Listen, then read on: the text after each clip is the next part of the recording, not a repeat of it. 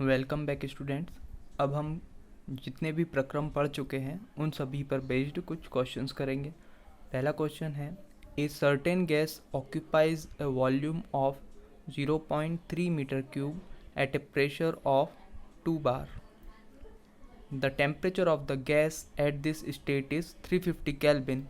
The gas undergoes a thermodynamic constant volume process. तो constant volume process की बात हो रही है, तब यहाँ पर जो वॉल्यूम दिया हुआ है 0.3 मीटर क्यूब, ये नहीं बदलेगा until the process raises to 7 bar, और प्रेशर 2 बार से बढ़कर कहाँ पहुँच गया, 7 बार पर।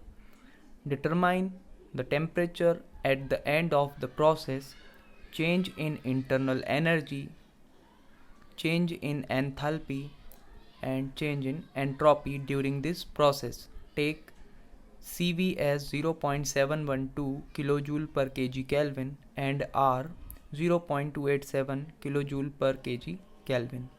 तो अब हम इसे सॉल्व करते हैं। जैसा कि क्वेश्चन में दिया हुआ है, हमने वो सारे डेटा को यहाँ पर लिख लिया है। एक कांस्टेंट वॉल्यूम प्रोसेस है जिसमें वॉल्यूम है 0.3 मीटर क्यूब। यदि हम इसे पीवी कर्व पर ड्रॉ करते हैं तो इसकी दो स्टेट रहेंगी। पहला, जहाँ पर प्रेशर कम है, कितना प्रेशर है, 2 बार, इसे किलो पास्कल में बदलेंगे तो कितना हो जाएगा, 200 किलो पास्कल। दूसरी स्टेट है जहाँ पर प्रेशर कितना हो जाता है, 7 बार, इसे हम बदलेंगे तो कितना हो जाएगा, 700 किलो पास्कल। पहली स्टेट का टेम्परेचर हमें दिया हुआ है 350 केल्विन, और हमें फाइंड करना है the final temperature, the change in internal energy and the change in enthalpy. अब इसके साथ ही हमें कुछ डेटा और भी दिया गया है जो हमें काम आएगा। यह है CV is equal to 0.712 kilo joule per KG kelvin. CV is specific heat at constant volume. R is 0.287 kilo joule per KG kelvin. R क्या है, गैस कांस्टेंट।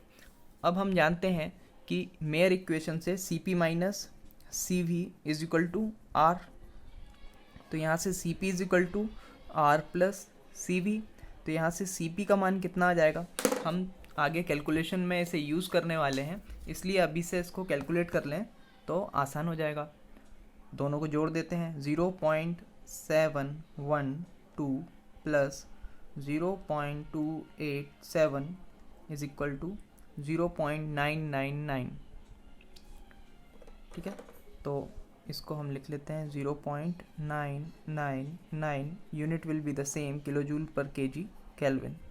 ठीक है, तो हमने ये वैल्यू यहाँ पर निकाल ली है। अब हम सबसे पहले क्या कैलकुलेट करें, हम फॉर्मूले पर विचार करते हैं। कांस्टेंट वॉल्यूम प्रोसेस में volume is going to be constant.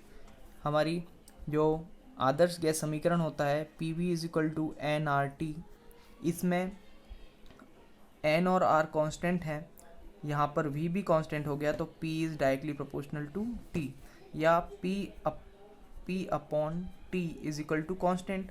इसको हम क्या लिख सकते हैं, P1 upon T1 is equal to P2 upon T2। अब देखिए हमारे पास P1 की वैल्यू है, T1 की वैल्यू है, P2 की भी वैल्यू है, T2 की वैल्यू हमें फाइंड आउट करना है। तो यहाँ से हम सीधे T2 की वैल्यू फाइंड आउट करेंगे। T2 is equals to P2 upon P1 multiplied by T1। ठीक है, तो T2 को हमने इधर ले गए, T1 ऊपर गया, P1 नीचे आया। तो इस प्रकार से यहाँ पर हम वैल्यू सब्स्टिट्यूट करते हैं। P2 की वैल्यू है 700, P1 की वैल्यू है 200 मल्टीप्लाइड बाय T1 इज़ 350। तो यहाँ पर ये 0 से 0 कैंसिल हो जाएंगे। अब आएगा 7 divided by 2 is equal to 3.5 multiplied by 350, it is equal to 1225, तो 1225 kelvin. T2 is equal to 1225 kelvin. यदि हम इसको डिग्री सेंटीग्रेड में कन्वर्ट करेंगे तो इसमें क्या करते हैं, सीधे सीधे 273 को घटा देते हैं, minus 273 is equal to 952 degree centigrade. यदि डिग्री सेल्सियस में पूछा जाए तो आप डायरेक्टली इसको लिख सकते हैं 952 डिग्री सेंटीग्रेड। अगली चीज़ है डेल U और डेल H। हम जानते हैं कि जो इंटरनल एनर्जी होती है उसके लिए फॉर्मूला होता है mCv∆T। CV क्या होता है? Specific heat at constant volume, और जो कांस्टेंट वॉल्यूम पर हीट का जो वैल्यू होता है वो किसके बराबर होता है? इंटरनल एनर्जी के चेंज के। और del H is equal to क्या होता है? mCp∆T। तो जो एंथैल्पी होती है वो कांस्टेंट प्रेशर पर निकाली जाती है। तो यहाँ पर अब हमें क्या पता नहीं है, हमने T1 और T2 निकाल लिया है, तो डेल टी क्या हो जाएगा? Del T is equal to T2 minus T1। T2 is 1225 minus T1 is 350। तो यहाँ से del T is equal to 1225 minus 350 is equal to 875।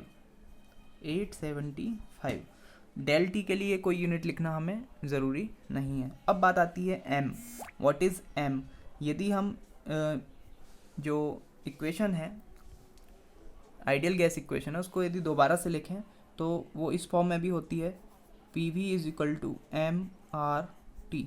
यहाँ पर R की वैल्यू हमें दी हुई है, T की वैल्यू भी है। यदि P1 V1 is equal to mRT1 लेते हैं, V तो अपना सेम रहने वाला है इसलिए इसको कुछ नहीं लिखेंगे।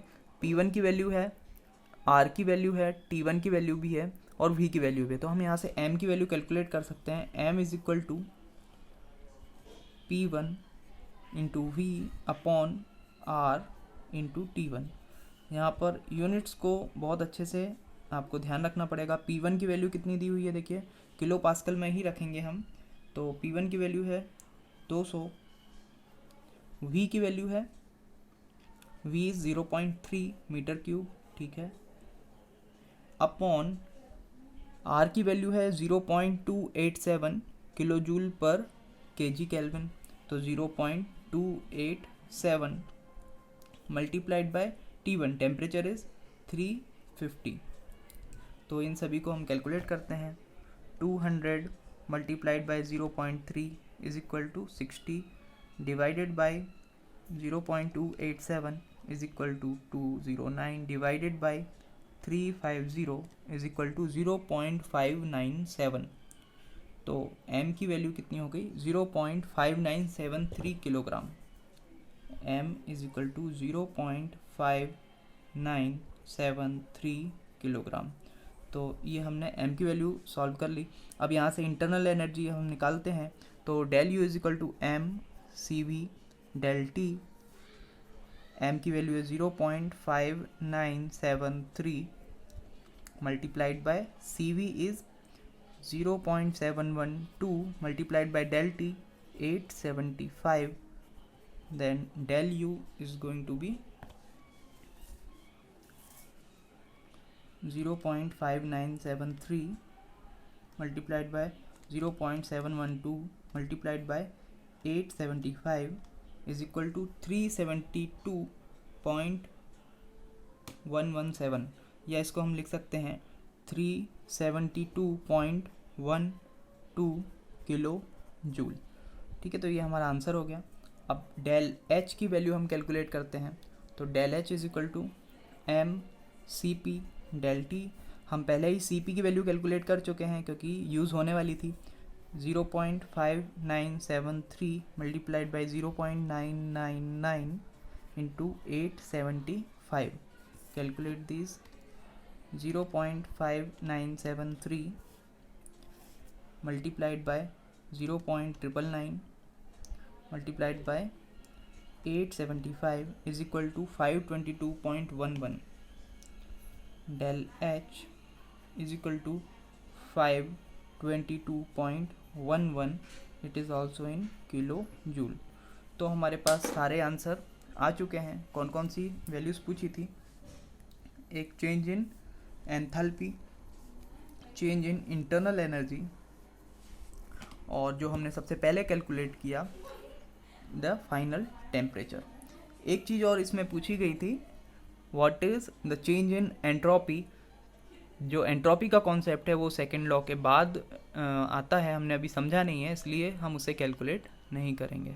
ठीक है, तो ये बहुत ही इजी क्वेश्चन था, इसको हमने अच्छी तरह से देख लिया है। ये किस पर बेस्ड था? कांस्टेंट वॉल्यूम प्रोसेस पर। कांस्टेंट वॉल्यूम में क्या नियम होता है उसको हमने देख लिया इस प्रकार से। ठीक है, यहाँ पर हमने आदर्श गैस समीकरण में n यूज़ किया था, n नंबर ऑफ मोल्स होता है, m इज़ मास। ठीक है, तो ये सारी चीज़ें बहुत ही बेसिक थी। ठीक है, थैंक यू।